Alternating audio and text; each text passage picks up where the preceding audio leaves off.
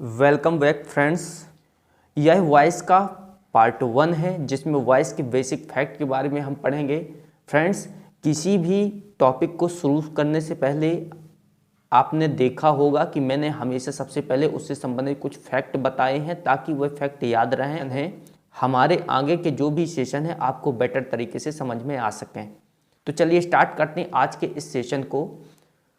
जैसा कि आप देख रहे हैं कि यहाँ पर वॉइस को हम हिंदी में वाच्य बोलते हैं, जिसमें अगर वॉइस की बात करें तो वॉइस दो प्रकार के होते हैं, एक्टिव वॉइस और पैसिव वॉइस। एक्टिव वॉइस को हिंदी में कर्तावाच्य बोलते हैं, जबकि पैसिव वॉइस को हिंदी में हम कर्मवाच्य बोलते हैं। जैसा कि इसके नाम से ही पता चलता है कि कर्तावाच्य कर्मवाच्य, यानी कि एक्टिव वॉइस जो है कर्ता पर आधारित है, यानी सब्जेक्ट पर आधारित है।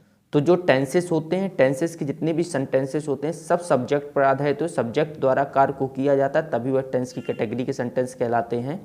तो जो कर्ता पर आधारित यानी कि सब्जेक्ट पर आधारित हो उसे हम एक्टिव वॉइस यानी कि टेंसेस कहते हैं, और जो पैसिव वॉइस यानी कि कर्म पर आधारित है, यानी कि जो ऑब्जेक्ट होगा हमारे पास उस पर आधारित होगा, वही पैसिव वॉइस कहलाएगा। दोस्तों, आपके लिए मैं ये बता दूं कि एक्टिव वॉइस जो होता है टेंसेस ही होते हैं। टेंसेस को पैसिव वॉइस में चेंज किया जाता है, यानी कि कर्मवाच्य में चेंज किया जाता है। वॉइस से संबंधित कुछ इंपॉर्टेंट फैक्ट दिए गए हैं जिनको जानना बहुत जरूरी है। यदि आप इन फैक्ट्स को अच्छे से पढ़ लेते हैं, समझ लेते हैं, तो इसके बाद आपको वॉइस में कभी कोई भी किसी प्रकार का कंफ्यूजन नहीं आएगा। तो पहला इसका फैक्ट दिया हुआ कि एक्टिव वॉइस टेंसेस ही होते हैं। तो जैसा कि मैंने अभी बताया कि इसे कर्तावाच्य बोलते हैं एक्टिव वॉइस को, और एक्टिव वॉइस में सब्जेक्ट पर आधारित सेंटेंस होते हैं, यानी कि टेंसेस में हमेशा सब्जेक्ट पर आधारित टेंस होते हैं, इस कारण से ये टेंसेस ही हैं।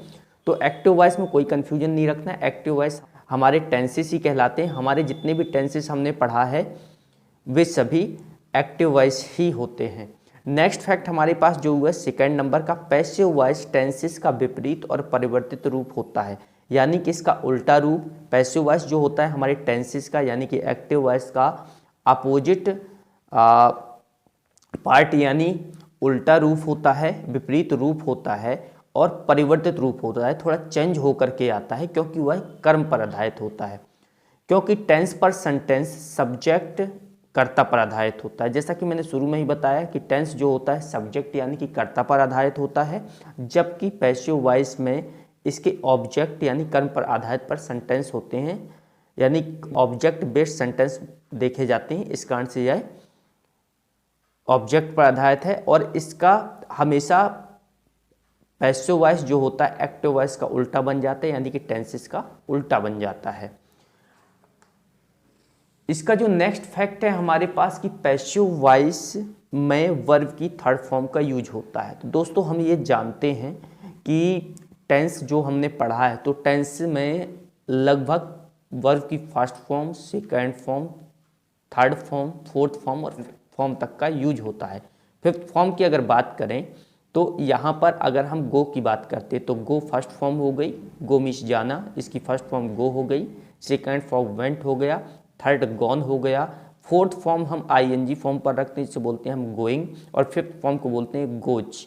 फिफ्थ फॉर्म का यूज हमेशा प्रेजेंट इनफिनिट में यूज होता है, और फोर्थ फॉर्म का यूज हमेशा कॉन्टिन्यूअस में होता है। इसके अलावा अगर थर्ड फॉर्म की बात करें तो वर्ब की थर्ड फॉर्म का यूज हमेशा परफेक्ट टेंस में होता है। सेकेंड फॉर्म का यूज एकमात्र है ऐसे टेंस में होता है जो पास्ट इन्फिनिट कहलाता है। तो पास्ट इन्फिनिट टेंस में वर्ब की सेकेंड फॉर्म का यूज होता है। तो सभी फॉर्म का यूज टेंसेस में होता है, लेकिन पैसिव वॉइस में वर्ब की थर्ड फॉर्म का ही यूज होता है, इतना ध्यान रखना है। तो पैसिव वॉइस में वर्ब की थर्ड फॉर्म का यूज होगा हमेशा के लिए, आपको इसको ध्यान रखना होगा।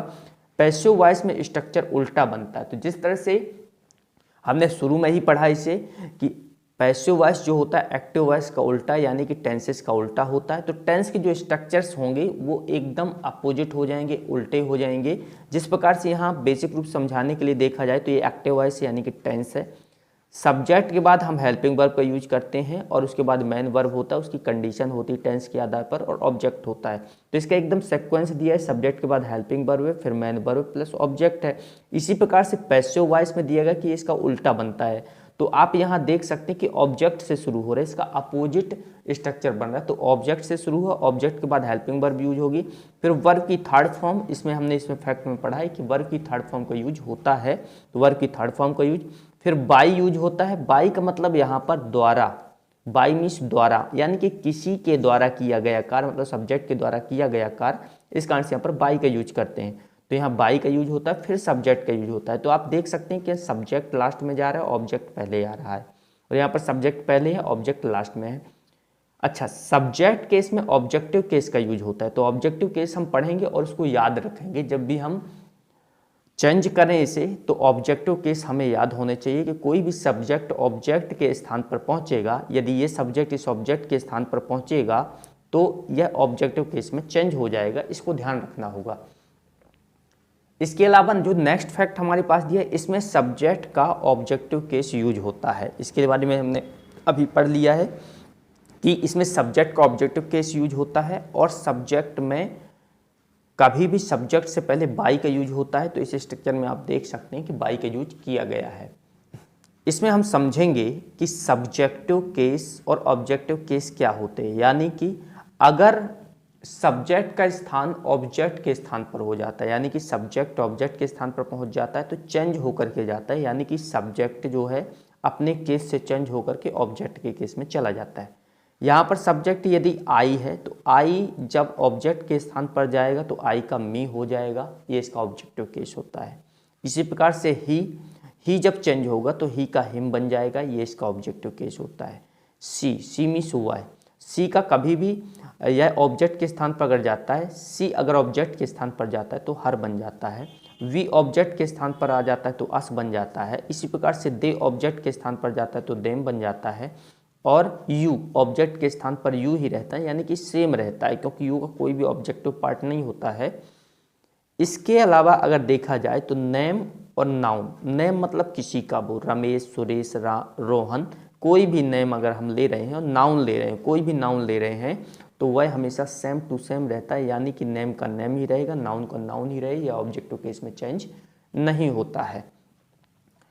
तो आई होप ये फैक्ट्स आज आपको समझ में आ गए होंगे। इन फैक्ट्स के द्वारा आपका जो वॉइस है एकदम सरल हो जाएगा।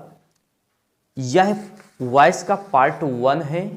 इसके बाद हम एक्टिव वॉइस को पैसिव वॉइस में चेंज करना सीखेंगे, और लास्ट में इसको पढ़ने के बाद हम पैसिव वॉइस से एक्टिव वॉइस चेंज करना सीखेंगे।